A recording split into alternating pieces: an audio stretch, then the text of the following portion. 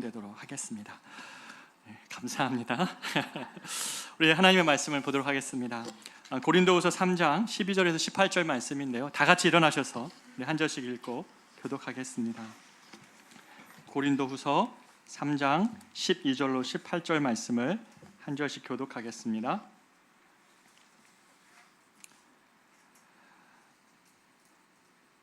우리가 이 같은 소망이 있으므로 담대히 말하노니 우리는 모세가 이스라엘 자손들에게 장차 없어질 것에 결국을 주목하지 못하게 하려고 수건을 그 얼굴에 쓴 것 같이 아니하노라. 그러나 그들의 마음이 완고하여 오늘까지도 구약을 읽을 때에 그 수건이 벗겨지지 아니하고 있으니 그 수건은 그리스도 안에서 없어질 것이라. 오늘까지 모세의 글을 읽었을 때 수건이 그 마음을 덮었도다. 그러나 언제든지 주께로 돌아가면 그 수건이 벗겨지리라. 주는 영이시니 주의 영이 계신 곳에는 자유가 있고. 같이 있습니다. 우리가 다 수건을 벗은 얼굴로 거울을 보는 것 같이 주의 영광을 보매 그와 같은 형상으로 변하여 영광에서 영광에 이르니 곧 주의 영으로 말미암음이니라. 아멘. 네, 자리에 앉겠습니다. 사랑하는 여러분, 우리는 지금 지난 8월 한 달간 영적 성숙함에 대해서 계속 이야기를 나누고 있습니다. 좋은 교회는 좋은 성도가 만들어가는 것입니다. 물론 목회자의 노력도 있지만 우리 모두가 다 좋은 성도로 성장해 갈 때 그 교회가 성숙함으로 세상 가운데 드러나게 될 것입니다. 그래서 영적 성숙에 관한 세 번째까지 지난주에 나눴고요. 오늘 네 번째 말씀을 나누려고 합니다. 이 말씀으로 시작하고 싶은데요. 예전에 제가 책장을 하나 샀어요. 여러분도 아마 책장을 사보신 경험이 있을 텐데 기성품이 아니라 이게 조립형이어가지고 제가 설명서대로 하나씩 이렇게 책장을 조립했습니다. 그 양쪽 뼈대를 세우고 중간에 이렇게 책장을 댄 다음에 마지막에 이제 뒷판을 이렇게 붙여야 되는데 눈대중으로 보니까 이쪽 판과 저쪽 판이 이렇게 방향이 맞는 것 같아요. 그래서 이쪽 판부터 열심히 못을 막 박았습니다. 다 받고 확신을 가지고 마지막에 딱 갔는데 저쪽 판이 이상하게 길이가 더 삐죽 나와 있는 거예요. 알고 봤더니 균형을 잘못 맞춘 거죠. 첫 단추를 잘못 끼웠고 첫 출발이 잘못되었더니 이렇게 그만 삐뚤게 합판을 제가 박은 것입니다. 그래서 그것을 다시 다 떼어낼 수밖에 없었어요. 못을 열심히 박았는데 그리고 아내에게 들킬까봐 얼른 그것을 떼어내서 다시 받게 되었습니다. 근데 역시 합판은 다시 밟으면 그것이 헤어져가지고 이 조금만 충격에 가해지니까 책으로 조금만 밀면 뒷판이 이렇게 덜렁덜렁 하는 거예요. 그래도 어떻습니까? 이 책장은 다시 고치면 되죠. 책장은 처음 출발이 잘못되었어도 다시 고치면 되고 또 불가피하면 살 수도 있으니까 다행 아닙니까? 그런데 여러분 생각해 보십시오. 인생은 그렇습니까? 인생은 목표를 잘못 설정하면 이 삶의 소중한 시간들이 다 낭비가 되고 맙니다. 특별히 젊은 시절에 인생의 목표를 잘못 설정하면 그 인생은 너무 소중한 인생의 꽃 같은 시간들을 낭비하며 살고 맙니다. 잘못 조립한 책장처럼 조금 망가졌어도 얼른 되돌이킬 수 있다면 좋겠지만 인생이라는 게 그렇게 되지 않습니다. 잘못 설정된 인생의 목적 때문에 삶의 길들을 조금씩 잘못 가고 길을 잃다가 결국에는 낭떠러지 앞에 서 있는 자신을 볼 때도 있는 것이 인생이라는 것이죠. 자기가 오르고 싶은 지점에 다다를 줄 알고 그 사다리를 탔는데 그 사다리가 내가 원했던 것이 아닌 다른 벽에 매달려 있다는 사실을 알고 당황할 수도 있는 것이 인생이라는 것이죠. 우리가 이렇게 후회로 가득 찬 인생을 살고 싶은 사람은 아무도 없을 것입니다. 우리가 후회로 가득 찬 인생보다는 예수님의 말씀처럼 그 마지막 주님이 십자가에 달리시면서 내가 다 이루었도다 라고 말씀하시는 그 인생을 향하신 그 내 정해진 삶의 목적을 다 따라갈 수 있었다고 고백할 수 있으면 너무 좋겠지만 우린 주님이 아니잖아요. 최소한 그래도 사도 바울처럼 자신의 인생의 시간의 마지막에 이르러서 내가 이 표대를 향하여 달려왔다고 그렇게 말할 수만 있어도 그 삶은 복된 삶이라고 말할 수 있을 것입니다. 사실 모든 사람은요 삶의 목적을 갖고 살아갑니다. 그리고 그걸 갖고 싶어 합니다. 그런데 하도 세상이 복잡하고 어렵다 보니까 요새 허무주의적 세계관이 사람들을 사로잡고 있습니다. 이런 세계관을 가지고 있는 사람들은 이렇게 얘기하죠. 삶에 무슨 목적이 있느냐? 그냥 우리 삶은 던져진 것 같이 사는 거고 그럼 무슨 목적이 삶에 있겠습니까? 하이데거가 그러죠. 삶이 인생과 세상에 그냥 던져진 존재가 아니냐라고 하면서 어떤 목표나 목적이 없는 허무주의에 빠지게 합니다. 그러면 굉장히 극단적인 선택을 하죠. 목적 없는 인생이 왜 이렇게 길다고 생각하겠습니까? 그러면서 극단적인 선택을 하기도 하는 것이죠. 어떤 이들은 더 많은 쾌락을 누리는 것이 인생이다. 그렇기 때문에 그것을 위해서 더 많은 돈을 벌어야 되고 그 돈으로 쾌락과 행복을 사고 싶어하는 사람도 인생의 목적으로 삼는 사람도 있습니다. 어떤 이는 건강한 삶이 목표가 되기도 하고 남은 인생은 내가 건강하게 살겠다. 또 어떤 이는 좀 지금보다는 좀 더 나은 삶으로 세상으로 만들고 싶은 그러한 소망을 갖고 살기도 합니다. 이런 목적은 참 고귀하고 존경받을 만한 목적이기도 하죠. 근데 여러분에게 한번 묻고 싶습니다. 여러분은 예수를 믿으면서 어떤 삶의 목표를 갖고 삽니까? 여러분의 목적이 무엇이냐는 것입니다. 여러분의 직업을 묻는 게 아니고요. 여러분의 신앙을 갖게 되면서 여러분 삶의 목적이 무엇이냐고 질문하고 싶은 것입니다. 성경은 성도의 삶의 목표를 한 번도 두잉에 두지 않습니다. 무엇을 하고 있느냐 또는 어떤 직업을 갖고 있느냐를 성도의 삶의 목적으로 제시한 적이 없다는 것이죠.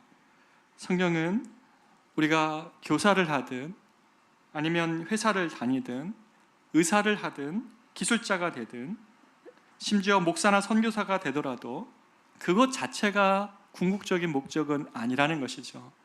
무엇이 되는 것이 목적이 아니라 천지 만물을 지으시고 우리를 잘 아시는 주님은 doing이 아니라 너무나 우리가 잘 알고 있는 것처럼 being, 어떤 존재가 되느냐를 목적으로 제시합니다. 예를 들면 교사가 되느냐보다 어떤 교사가 되고 싶은 거냐는 거죠. 그리고 직장을 그냥 다니는 것보다 내가 어떠한 마음으로 월요일 날 직장을 문을 들어서느냐에 대한 문제입니다. 심지어 목사가 되는 것보다 어떤 목사가 되고 싶으냐에 대한 질문을 주님은 하시는 것이죠. 어떤 상사, 어떤 직원이 되며 심지어 어떤 부모가 되고 싶고 어떤 자녀가 될 것인지를 우리는 우리 자신에게 물어봐야 된다는 것입니다. 결론부터 말씀을 드리면 하나님은 하나님의 백성들을 향하여서 하나님의 궁극적 관심은 하나님의 백성들이 예수를 닮기를 원한다는 거예요. 예수를 닮아가는 것. 내가 평생에 어떤 일을 하든지 간에 정말 주님 내가 예수를 닮고 싶습니다 라는 것이 그것이야말로 그들의 삶의 가장 중요한 목적이어야 된다고 말씀하시는 것이죠. 오늘 본문을 우리가 한번 이런 관점으로 보고 싶은데요.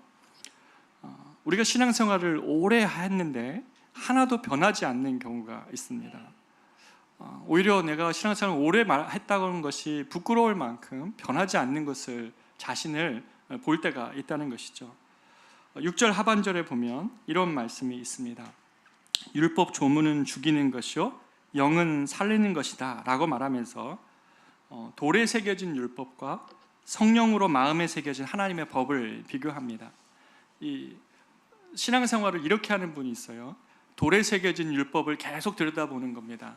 그래서 무엇은 해도 되고 무엇은 해도 안 되는 것인지를 계속 율법의 조문에 따라서 자신의 신앙을 판단하고 그러한 조항들이 계속 늘어나는 그런 신앙을 가지고 있습니다.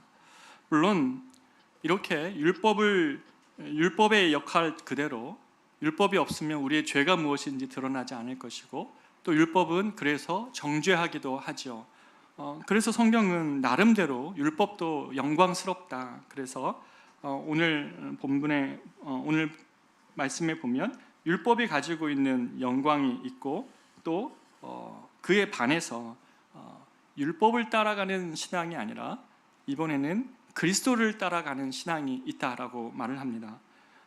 그리스도는 율법과 달라서 정죄함으로 죽이는 것이 아니라 우리의 죽은 영혼을 살리시는 그 생생한 하나님과의 관계 속에서 신앙생활을 하고, 또 우리를 정죄하지만 그 정죄가 그냥 지적하는 것이 아니라 살려내시기 위하여 우리의 속 마음을 드러내시는 이러한 하나님과의 생생한 살아있는 교제가 있는 신앙생활이 있다라고 말하는 것이죠. 그래서 율법 자체도 우리가 율법이 없는 사람에 비해서 하나님의 말씀을 지키려고 또 어떤 몇몇 조항을 따라서 이런 것은 하지 말아야 돼라는 것도 나름의 영광이 있지만, 그러나 진짜 살아있는 영광은 그러한 것을 넘어서 오히려 죄인을 용서하시고 사랑하심으로 그를 살려내시고 그에게 삶의 꿈을 주시는 그 하나님을 향한 하나님과의 생생한 교제 가운데 살아내는 신앙생활이 있다는 것이죠. 전자는 성장이 없습니다.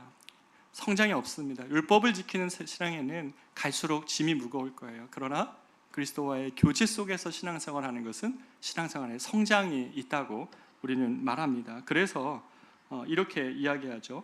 9절에 보면 정죄의 직분도 영광이 있은즉 의의 직분은 영광이 더욱 넘치리라. 그러니까 율법에도 영광이 있지만 그리스도의 의의 직분, 사람을 죄인을 의롭게 만드시는 그리스도의 의의 직분은 영광이 더욱 넘치리라 라고 얘기하면서 이렇게 말을 하죠. 16절에 보면 그러나 언제든지 주께로 돌아가면 그 수건이 벗겨지리라 라고 이야기하면서 주의 영이 주는 영이시니 주의 영이 요새는 자유가 있느니라 라고 이야기하면서 그리스도께로 우리가 돌아가기만 한다면, 그리스도와 교제하기 시작한다면 그 삶에는 정말 하나님이 주시는 자유함 가운데 오히려 그리스도를 따라가는, 그러니까 예전에는 정죄받아서 이건 하면 안 돼, 이건 돼, 이게 아니라 주님이 우리를 향하신 한없는 사랑 가운데 그래서 내가 따라가고 싶은 거예요.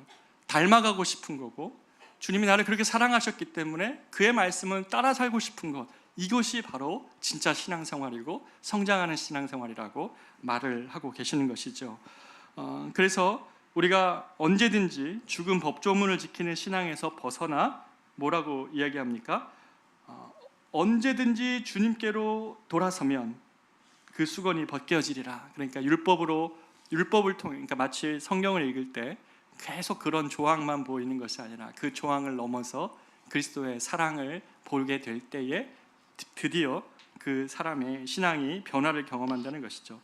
그래서 이 변화의 궁극적인 목표이자 결과에 대해서까지도 오늘 본문은 이야기합니다. 18절 한번 보십시오. 같이 한번 읽어보겠습니다. 시작. 우리가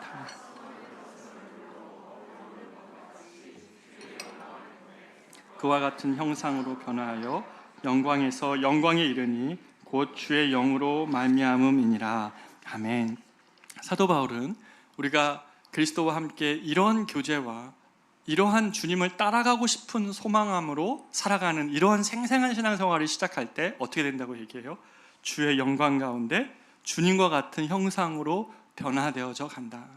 삶의 어떠한 상황을 맞든지, 그게 좋은 것이든지 나쁜 것이든지 어려움이든지 기쁜 일이든지 우리가 그 상황을 통하여 주님과 같이 교제하면서 주님과 같이 변화되어져 가는 이러한 삶이 있다라고 말을 합니다. 자, 그런데요, 성경이 지금 여기에서만 이 구절을 얘기하는 것이 아니라 성도의 삶이 그리스도처럼 변화되어져 가는 것에 대한 이 일에 대하여서 여기에서만 말하는 것이 아니라 성경 곳곳에서 이야기를 하고 있습니다.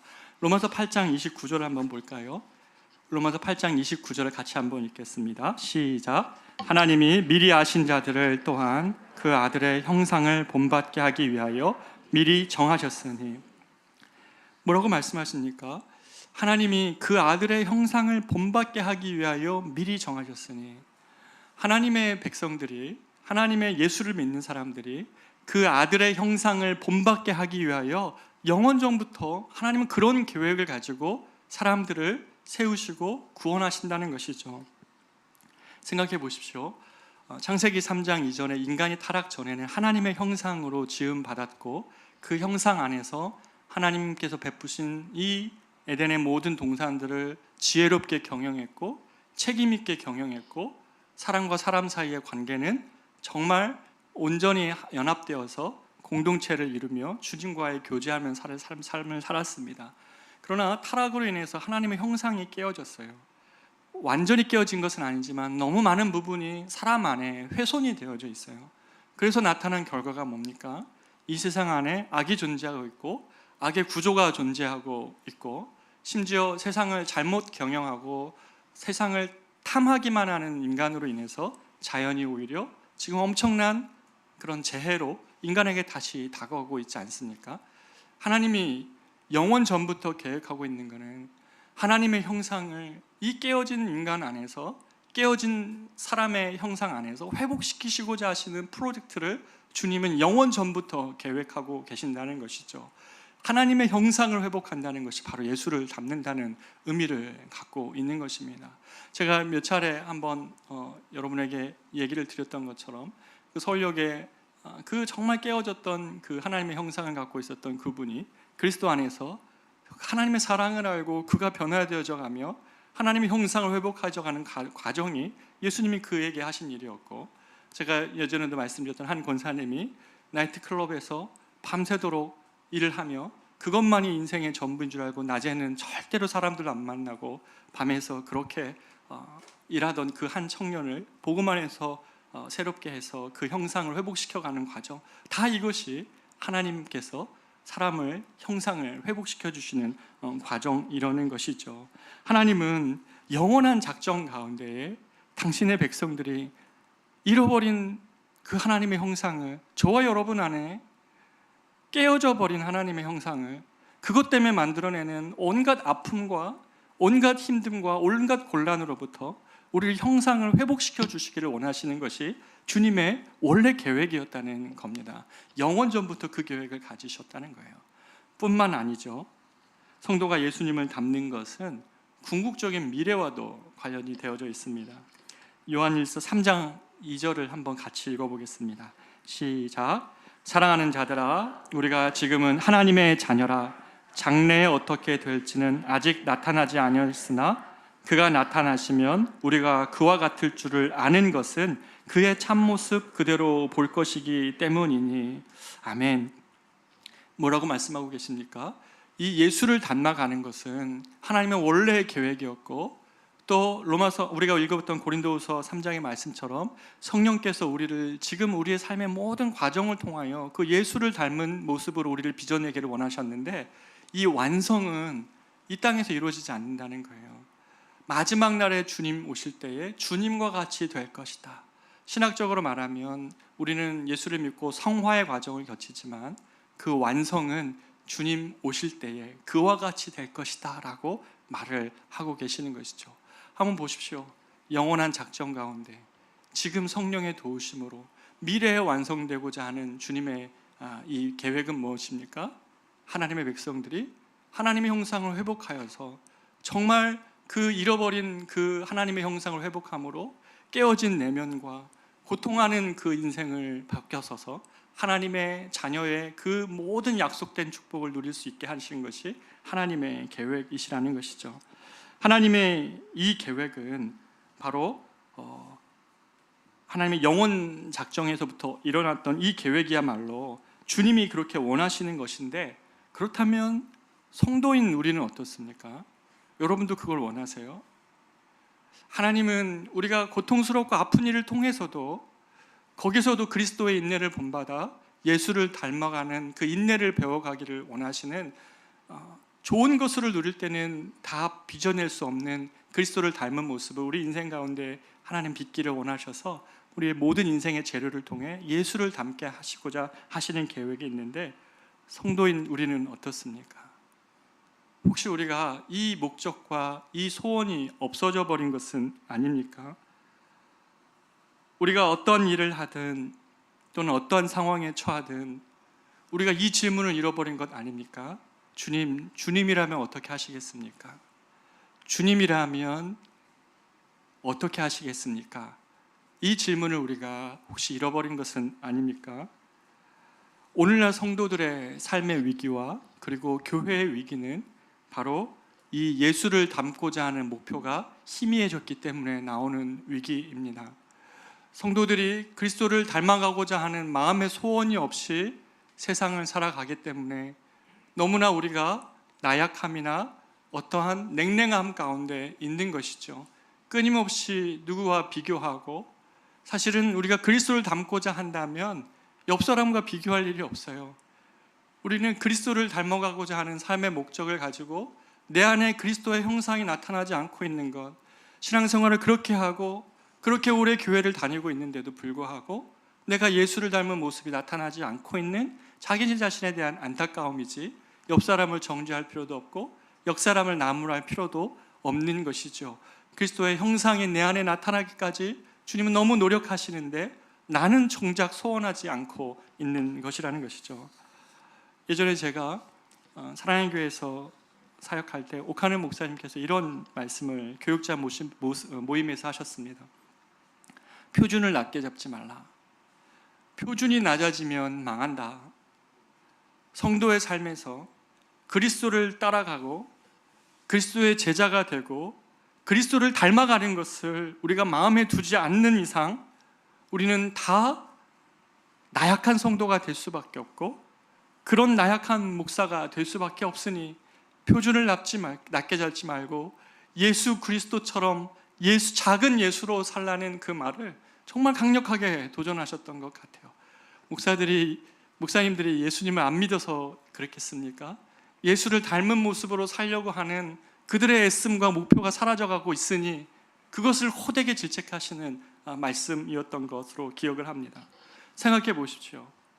성경은 끊임없이 우리를 향하여서 너희야말로 세상에 보내진 편지라고 말씀하시고, 우리가 처한 삶의 모든 현장에서 그리스도의 편지로 우리는 존재하고 있는데, 정작 우리는 예수를 닮고자 하는 소원이 없어서 우리 주변에 내게 세상 가운데 보내진 그런 삶의 자리에서 우리는 예수를 드러내고자 하는 마음이 없는 거예요. 만약에 그렇다면 세상은 어떻게 예수를 만납니까? 우리가 세상이 그렇게 교회를 향하여 손가락질다 한다고 얘기하지만 정작 세상은 그리스도인들을 읽고 있는데, 그리스도인들을 통하여서 주님을 알고 싶은데 우리 마음 가운데 괜찮아요, 다 살지는 못해도 저와 여러분 가운데 그런 소원이 있냐는 거죠. 영적 성숙의 목표가 뭡니까? 조금 더 나아지는 삶입니까? 조금 더 착해지는 삶입니까? 아니에요. 그리스도인들이란 바로 표준을 그리스도께로 두고 그리스도를 닮아가고자 하는 삶을 살아가는 사람, 바로 그들이 그리스도인이라는 것이죠. 바로 이 목표를 절대 낮춰서는 안 되는 것입니다. 그런데 이렇게 말할 수 있습니다. 목사님, 알겠어요. 목사님 말이 뭔지 다 알겠는데 근데 어떻게 우리가 예수님처럼 삽니까? 그거는 신의 영역 아니에요? 나는 나약하다고요. 제가 예전에 제자훈련을 했던 한 자매가 이렇게 이야기를 합니다. 목사님, 저는 제자훈련 하다가 진짜 안 행복해졌어요. 그래요. 그전에 내가 너무 신앙생활 행복했는데 제자훈련 딱 들어와서 안 행복하다는 거예요. 왜 그러냐 그랬더니 예전에는 일주일 내내 내가 행복하게 세상에 살다가 주일날 선데이 크리스찬으로 딱 예배드리고 집에 가면 너무 행복했대요.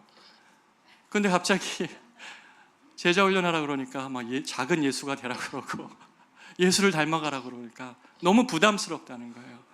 안 행복해졌대요. 근데 그 자매가 지지난주에 저희 교회에 왔었어요. 완전히 바뀐 모습으로 왔어요. 완전히 바뀐 모습으로 와서 목사님, 제가 잘못 알았대요. 그게 굉장히 부담스럽고 버거운 일인 줄 알았더니 그 작은 예수로 살아가는 것이 자신의 인생의 방향을 결정해줬고, 일을 해야 되는 이유가 뭔지 알고 자녀들을 왜 키워야 되는지에 대한 이유를 알게 하셨다는 거예요. 그래서 그 뒤로 어떻게 보면 그 당시에 기대주 같았던 우리 청년들은 막 방황하고 있던데 이 자매가 너무나 성숙한 모습으로 나타났어요. 제가 이 자매가 너무 기억이, 이 본문을 보면서 오늘 말씀을 준비하면서 생각이 났습니다. 우리가 부담스러울 수 있습니다. 왜냐하면 마태복음 5장 48절에서 예수님 이렇게 얘기하시죠. 그러므로 하늘에 계신 너희 아버지의 온전하심과 같이 너희도 온전하라. 아니, 어떻게 우리가 하늘에 계신 아버지처럼 온전해집니까? 바울은 에베소서 5장 1절에서 그러므로 사랑을 받는 자녀같이 너희는 하나님을 본받는 자녀가 되고, 아니 우리가 어떻게 하나님을 본받는 자가 될 수 있단 말입니까? 어떻게 그런 예수께서 죄인을 향해 보여주신 사랑처럼 우리가 그렇게 사랑 가운데 행할 수 있단 말입니까? 이런 질문하는 것이 너무 당연할 것 같습니다. 맞죠? 우리 삶을 천천히 돌아보면 우리는 그리스도의 온전함을 담기에 너무 부족해요. 그리고 그리스도처럼 사랑을 사랑할 수가 없어요. 아내와 남편의 관계에 있어서 그리스도는 자기 자신을 주심같이 사랑하라고 하고, 그리고 그 남편을 향해서 정말 교회의 머리 대신 그리스도께 존경하는 것처럼 그런 존경함으로 남편을 대하라고 하는데 안 되잖아요. 그렇죠? 쉽지 않잖아요. 우리가 가슴 뜨거운 예배를 드렸다가도 여러분 밖에 나가서 교회 문 밖에 딱 나가면 당장 오늘 뭐 먹을 걸 갈 것인가 가지고 싸우고, 그리고 주차장에 가서 차가 이상하게 돼 있으면 화가 나고, 다 이게 우리의 성정이라는 것이죠. 그래서 우리가 이 주님을 닮아가는 삶에 있어서 좀 기억해야 될 두 가지 사실이 있습니다. 첫 번째는 뭐냐면 이 예수를 닮아간다는 것은 과정이라는 것이에요. 우리가 그리스도 안에서 예수를 믿고 나서 신분은 바뀝니다. 그러나 과정이 필요해요. 예수를 닮아가고자 하는 인생의 목표를 두고 일을 하고, 그걸 가지고 공부하는 거고, 그걸 가지고 자녀를 키우고, 그걸 가지고 회사에 출근하는 것이죠. 사실 이 과정에 대하여서 예수님도 마찬가지였습니다. 누가복음 2장 52절에 보면 이렇게 얘기합니다. 예수는 지혜와 키가 자라가며 하나님과 사람 앞에서 더욱 사랑스러워 가시더라, 이렇게 얘기했습니다. 여러분 이 말을 잘 한번 보십시오. 어떻게 해요? 키와 지혜가 자라가면서 하나님과 사람 앞에서 더욱 사랑스러워져 가시더라. 굉장히 균형적이죠. 하나님 앞에서도 사람들 앞에서도 사랑스러워 가신 겁니다. 여러분 이거를 오해해서 예수님이 막 어렸을 때 기저귀 찼을 때부터 막 거룩하게 기저귀 좀 갈아라 막 이렇게 안 하셨을 거라는 거죠. 그렇게 안 하시고 정말 예수님도 성장의 과정을 통해서 그렇게 더욱 사랑스러워져 가는, 하나님과 사람 앞에서 사랑스러워져 가는 성숙을 보여주셨던 것처럼 우리가 우리 삶에서 일어나는 많은 일들 속에서 우리도 이 성장의 과정은, 성숙함은 이 과정을 통과하는 시간을 반드시 필요하다는 것입니다. 그렇기 때문에 예수님을 믿는다 하면서 사탄은 정죄해요. 네 모습이 그게 뭐냐? 그럴 바에 예수를 믿지 마라. 사단은 그렇게 정죄합니다. 그게 사단의 방법이에요.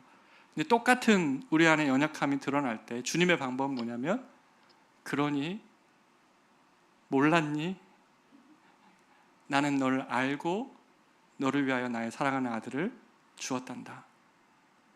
너는 네 모습이 새롭지만 나는 내 안에 깊은 무엇이 있는지 내가 알았고, 그것을 보고도 너를 위하여 나의 사랑하는 아들을 주었고, 그 사랑 안에서 너를 나의 자녀로 삼으셨다. 주님은 지적하시지만 우리를 돌이키게 하시고 그 사랑 안에서 일어나게 하시는 것이죠. 우리가 좀 잘하지 않는 모습이 안타까울 수 있습니다. 그러나 포기하지 마시고 이 인생의 목표를 가지고 내가 예수를 닮고 싶습니다. 주님, 이러한 실패 속에서도 내가 예수님을 닮고 싶습니다라고 말하는 것이 성숙한 성도의 모습이라는 것이죠.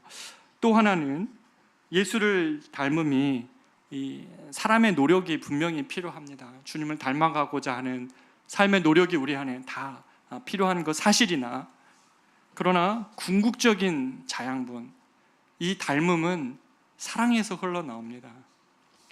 그리스도의 사랑 때문에 우리가 그리스도를 닮고 싶다는 것이죠. 여러분도 삶을 살다 보면 굉장히 닮고 싶은 분이 있을 수 있습니다. 저에게도 그런 스승이 있었어요. 한 번도 따뜻한 말, 따뜻한 손길 한번 내버려 주시지 않았지만 그분이 보여주셨던 삶의 모습과 또 굉장히 따끔한 교훈의 말들을 많이 주셨지만 오히려 그것이 사랑처럼 한없는 사랑으로 느끼게 하시는 그런 분이셔서 제가 굉장히 닮고 싶었어요. 닮음의 궁극적인 힘은 바로 이 사랑에서 나옵니다. 사랑하면 닮게 된다는 것이죠. 그런데 이 말씀을 에베소서 5장 1절에서 이렇게 표현합니다. 그러므로 여러분은 사랑을 받는 자녀답게 하나님을 본받는 사람이 되십시오. 다시요. 그러므로 여러분은 사랑을 받는 자녀답게 하나님을 본받는 사람이 되십시오. 어떤 자녀라고요? 사랑을 받는 자녀래요. 사랑을 받는 자녀이기 때문에 예수님을 닮아가라는 거예요. 그 앞이 제외되면 예수님 닮아가는 건 너무 버거워요. 어떻게 닮아갑니까? 제가 이런 비유로 말씀을 드려보고 싶습니다. 자녀를 키우다 보면 우리 자녀들과 함께 놀이공원 가실 때가 있으시죠. 놀이공원 가셔서 놀이공원 안에 있는 많은 기구가 있다고 생각해 보세요. 그것들을 이용한 권리는 어디서 나옵니까? 여러분이 정당한 값을 지불하고 매표소에서 그 기구를 이용할 권리를 사는 것입니다. 그렇죠?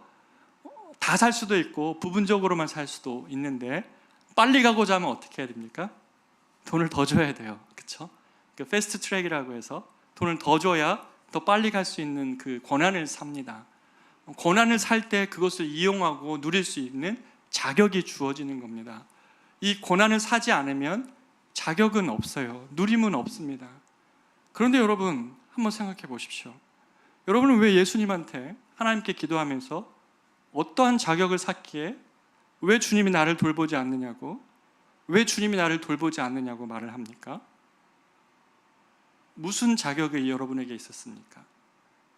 무슨 희생을, 무슨 권리로 또는 무슨 자격을 사서 하나님에게 그렇게 여러분 말할 수 있는 것입니까? 우리는 자격을 산 적이 없고 우리는 그런 권리를 살 만한 그런 대가 지불을 한 적이 없습니다. 그럼에도 불구하고 하나님이 우리에게 우리의 기도를 외면치 않으시고 들으시고 또 그렇게 눈물을 흘리며 하나님 앞에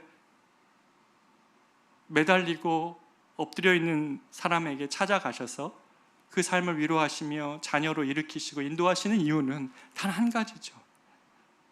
그분이 우리를 사랑하심으로 우리를, 그런 자격 없는 우리를 자녀로 여겨주시고, 마치 자녀가 아버지에게 내가 자녀이기 때문에 아버지에게 요구할 수 있는 그런 것처럼 우리는 그 권리를 산 적이 없지만 주님이 십자가에서 우리를 구속하심으로 자녀 삼으신 그 은혜 때문에 우리는 하나님 앞에 삐질 수 있어요.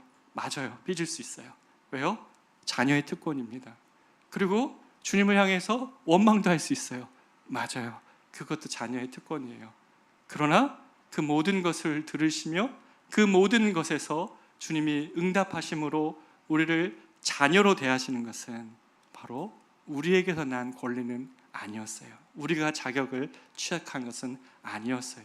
하나님은 우리 모든 삶에, 사랑하는 성도들이 지금, 우리 성도들 중에는 지금 암투병으로 너무 고생하는 성도들이 계시고, 또 직장의 문제로, 또 가정의 문제로, 자녀의 문제로 아픔을 겪고 있는 우리 성도들이 다수가 있습니다.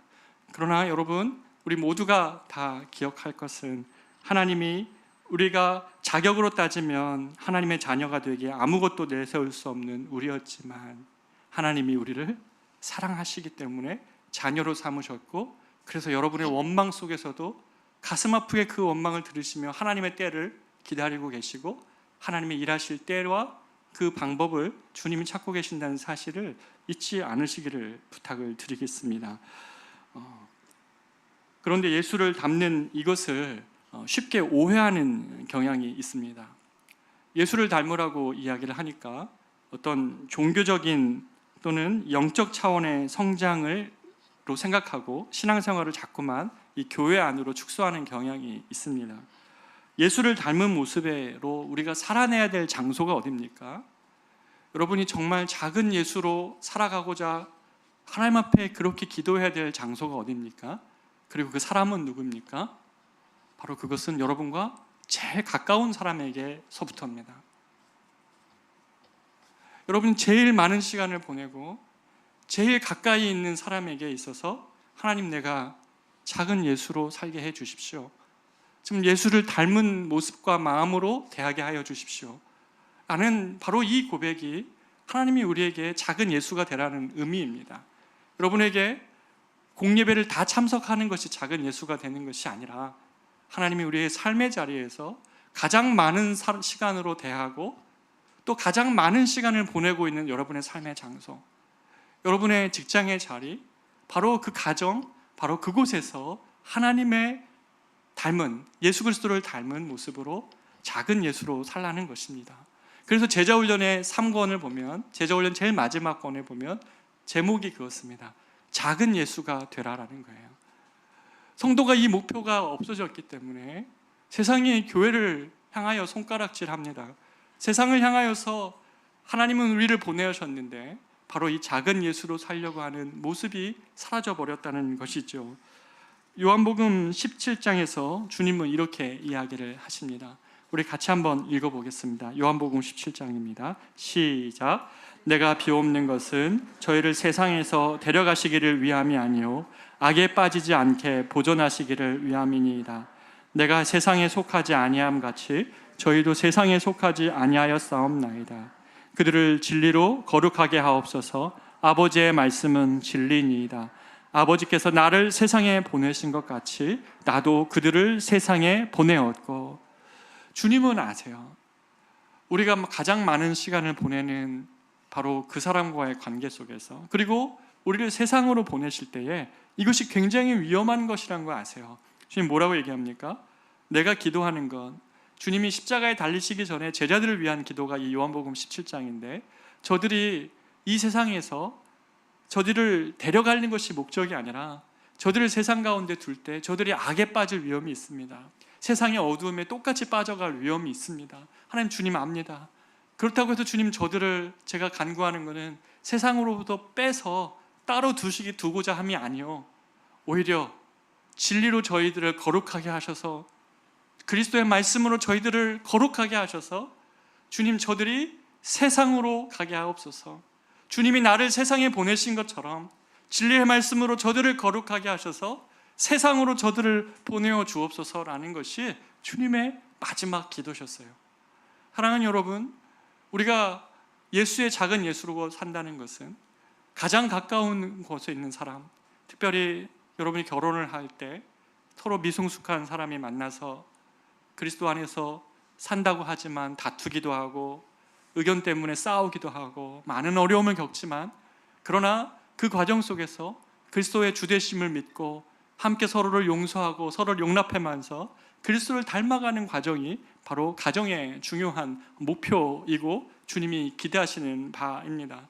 작은 예수가 되고자 하지 않는다면 우리의 삶의 모든 자리는 여러분 너무 냉랭하고 힘들고 어려운 자리가 될 수밖에 없을 거예요. 왜 직장을 다녀야 되는지, 내가 어떤 직업을 가져야 되는지, 바로 이 작은 예수가 되고자 하는 그 어떤 직업을 갖든 그러한 삶을 살고자 하는 바로 그 소망이 우리를 차이를 만들어내게 하는 것이죠. 주님이 우리를 세상에서 따로 떼어내지 않으시고 자신을 세상에 보내신 주님처럼 자신의 백성들을 작은 예수가 되어서 세상 가운데 살라고 이렇게 우리를 보내어 주셨습니다. 그렇다면 어떻게 우리가 포기할 수 있습니까?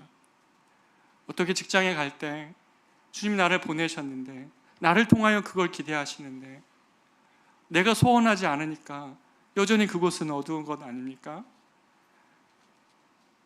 여러분 마음 가운데 작은 예수로 살고자 하는 소망이 없으니까 혹시 여러분 가정이 아픈 것 아닙니까?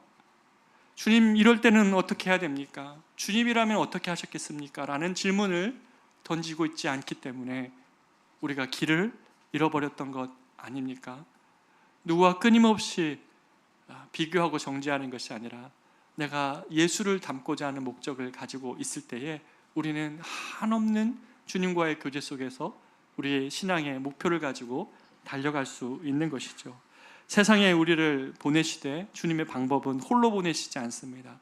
만약에 세상에서는 이렇죠. 네가 가르침을 받았으면 네가 살아봐라 이렇게 얘기하지만 주님은 우리를 가르치시고 알려주시면서 어떻게 하냐면 성경에 보면 요한복음 15장에서 내가 너 안에 거하고 너희가 내 안에 거하면, 내 말이 너희 안에 거하면 그럼 무엇이든지 구하라고 말씀하십니다. 주님의 방법은 우리를 세상에 그냥 보내시면서 너 어디 한번 잘 살아가나 보자 이렇게 가르치시는 것이 아니라 네가 그 안에서 살고자만 한다면, 네가 작은 예수로 살고자만 한다면 내가 네 안에 함께하고 내 말이 네 안에서, 너 안에서 거해서 너가 그런 삶을 살 수 있도록 내가 도와줄게 라고 말씀하시는 그런 연합 속에서 세상으로 우리를 보내어 주시는 것이죠. 가장 가까운 사람에게 여러분은 어떠한 존재입니까? 가장 많이 있는 그 공간에서, 시간적으로 많이 있는 공간에서 여러분은 어떠한 존재이냐는 것이죠. 말씀을 맺고자 합니다. 사랑하는 여러분, 예수님을 믿는다는 것은 예수님을 따라가는 것입니다. 불러주셨는데 따라가지 않으면 그것은 기독교 신앙이 아닙니다. 주님은 우리를 부르신 다음에 따라가게 하셨고 따라가게 하시면서 닮게 하십니다. 우리 교회 성도들을 향한 저의 간절한 기도도 바로 이것입니다. 우리가 어떤 대형 교회가 우리가 되는 것이 목표가 아니라 사랑하는 저와 여러분이 이런 소문으로 세상 가운데 데살로니가 교인들처럼 여러분이 그리스도를 닮아가고자 하는 모습, 적어도 커맨스 교회 성도들은 바로 이 삶의 목적을 동일하게 가지고 있다. 그들이 어떤 직업을 갖고 어떠한 형편에 있든지 간에 하나님이 우리 안에서 예수의 형상을 다시 한번 회복시키시고자 일하심을 믿고 작은 예수로 살고 싶습니다라는 그러한 목표로 삶의 자리로 가정으로 나아가는 바로 이 일이 여러분과 저의 간절한 기도의 제목이 되기를 축복합니다. 깨어진 형상, 그 형상 내 안에 회복되어서 이 깨어짐 때문에 내가 사랑하는 자녀와 사랑하는 배우자에게 그렇게 찔림을 주고 있었다면 주여 이 깨어진 형상 회복시켜서 예수의 형상 닮게 하여 주시옵소서. 세상이 어둡다고 욕하는 것만이 아니라 그렇게 물러나는 것만이 아니라 하나님 나를 내가 작은 예수로 나를 보내신 그곳에서 그리스도의 편지로 작은 등불을 하나 켤 수 있게 해달라고 우리가 그런 소망으로 살아가는 것이죠. 그래서 이 심정과 이 마음으로 살아갈 때 하나님은 우리에게 가장 가까운 사람을 사랑으로 대하게 하시고 나를 보내신 삶의 자리에서 주님의 기대에 따라 살게 하시는 것입니다.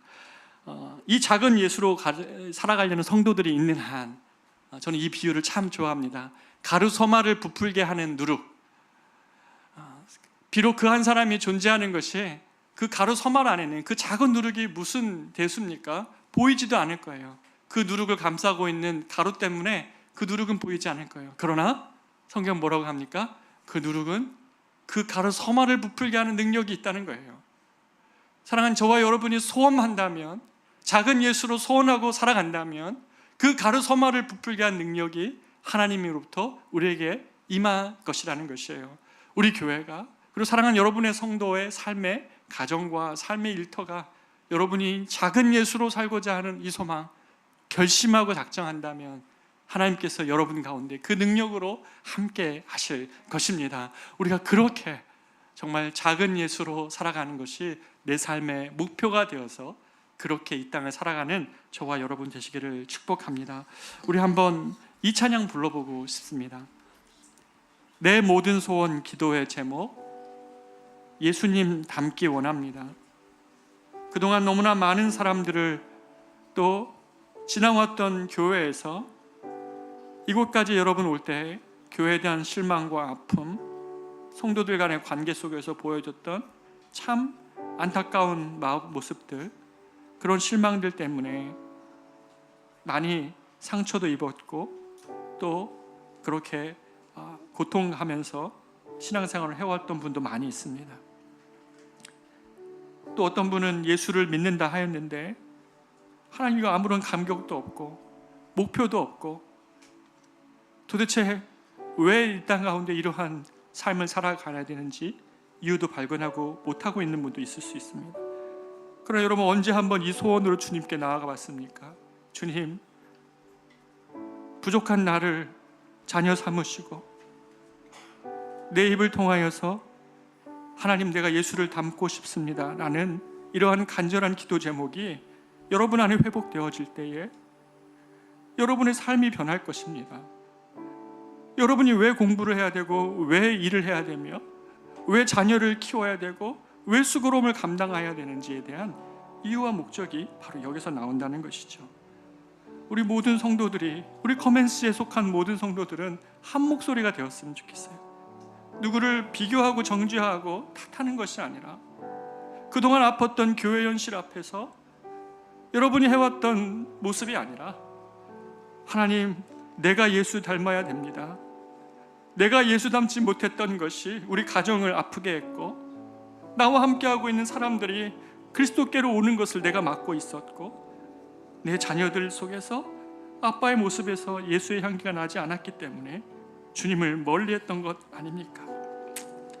주님, 내 기도의 제목, 마음의 소원이 예수 닮는 것이 되기를 다시 다짐합니다 라는 마음으로 우리 찬양 같이 불러보기를 원합니다.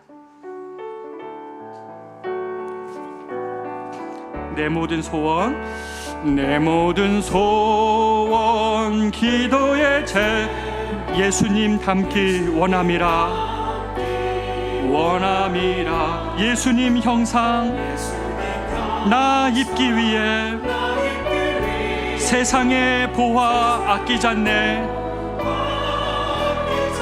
주님 예수님 닮기 내가 원하네.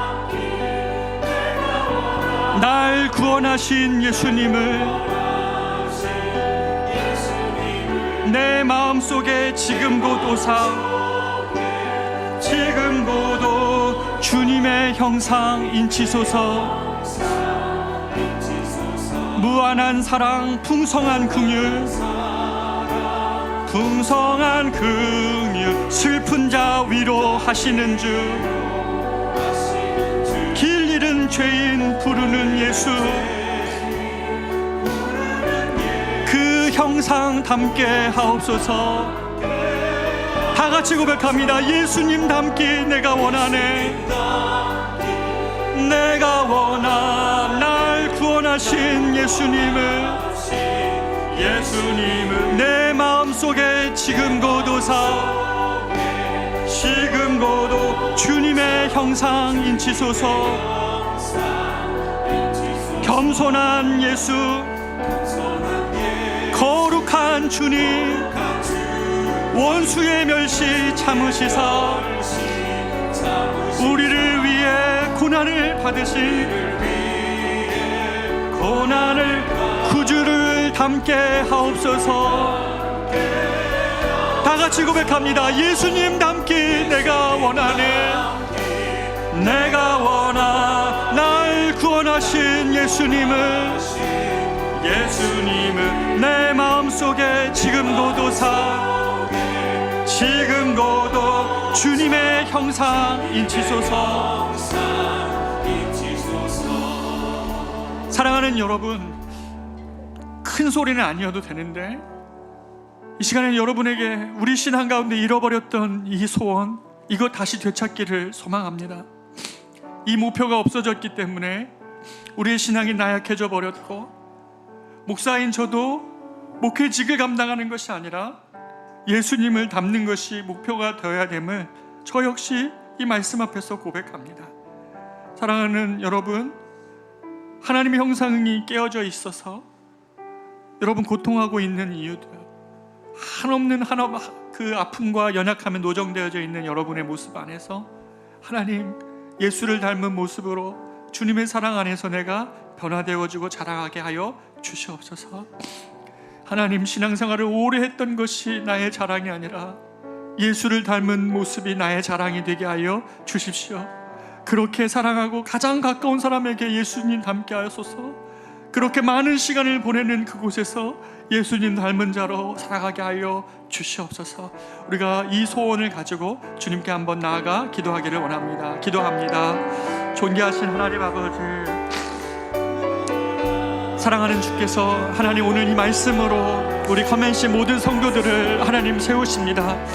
우리가 하나님 많은 시간을 하나님 신앙생활을 한다 하였지만 아버지 하나님 이 소원을 잃어버렸기 때문에 주님이 우리 안에서 영원 전부터 작정하시고 예수의 형상을 회복시키시고자 하셨고, 지금도 성령으로 도우시며 마침내 그리스도 오실 때에 그와 같이 될 것이라는 하나님의 말씀에 따라서 우리는 직업을 갖는 것이고, 우리는 일터에 있고, 우리는 가정을 이룹니다.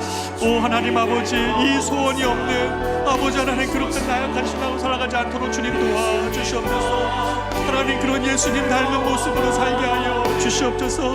우리의 깨어짐으로 인하여서 하나님 만들어냈던 모든 아픔과 하나님 모든 상처와 가시들, 하나님 가장 가까운 아내에게, 가장 가까운 자녀에게, 가장 가까운 이웃에게, 가장 가까운 사람들에게 하나님 아버지 하나님 예수의 모습으로 다가가지 못했던 우리의 모습들을 주님 회개합니다.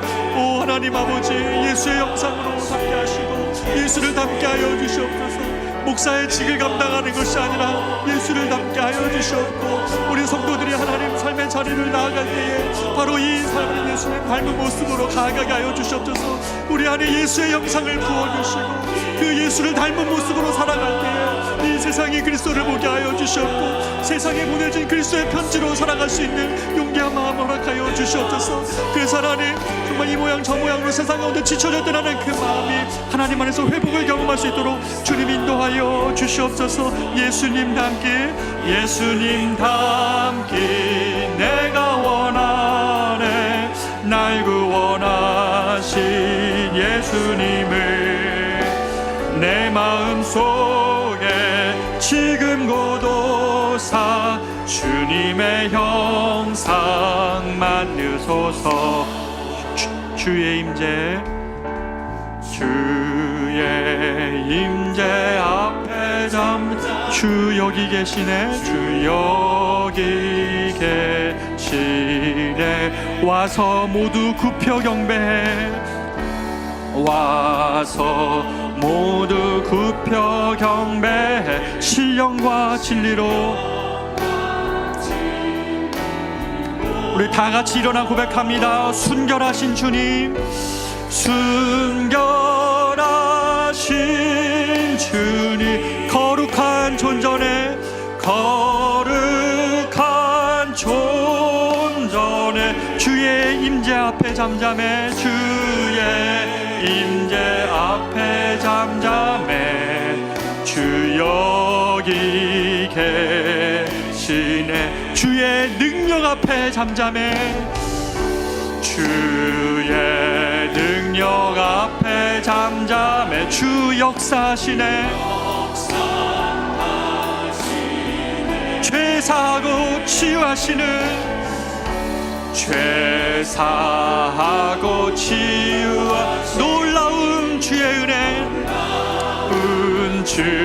은혜. 주 믿는 자에게, 주 믿는 자에게 능치 못함 없네. 능치 못함 없네. 주의 능력 앞에 잠잠해.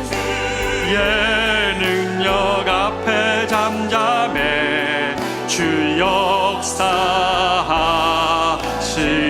주 믿는 자에게, 주 믿는 자, 다 같이 믿음으로 고백합니다. 능치 못함 없네. 능치 못함 없네. 주의 능력 앞에 잠잠해. 예, 능력 앞에 잠잠해. 주 역사하시네.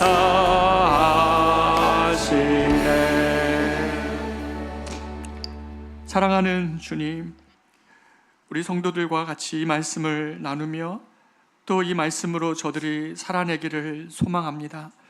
하나님, 이번 한 주에 저들의 삶의 자리에서 주님이라면 어떻게 하셨을까? 저들이 경험하는 모든 삶의 국면 안에서, 또 모든 삶의 자리에서, 그리고 가장 가까운 사람과의 관계 속에서 작은 예수로 살기를 다짐합니다. 하나님, 그럴 때에 이 다짐 안에 주님 힘 주셔서 하나님, 우리가 그렇게 살려고 할 때 주님이 얼마나 놀라운 새로운 일들을 이루시는지를 하나님 경험하는 사랑하는 우리 성도들 되게 하여 주시옵소서. 그동안에 세상을 탓했고 이웃을 탓했다면 이제는 예수를 닮고자 하는 소망 안에서 비난은 그치고 마음의 소망함으로 주님을 닮고자 하는 높은 소망으로 우리 성도들 살아가게 하여 주시옵소서. 그것이 우리를 세상 가운데 소망의 빛으로, 다시 교회가 소망의 빛으로 드러나게 하여 주시옵소서. 이제는 우리 구주 예수 그리스도의 은혜와 하나님의 말로 다 할 수 없는 사랑하심과 성령님의 인도, 보호, 교통, 충만하심이 가장 가까운 사람에게로, 또 가장 많이 있는 삶의 자리로 예수를 닮은 모습으로 나아가기를 소망하는 우리 사랑하는 모든 성도들의 삶과 가정과 일터와 자녀들 위해 이제로부터 영원토록 함께 있을지어다. 아멘.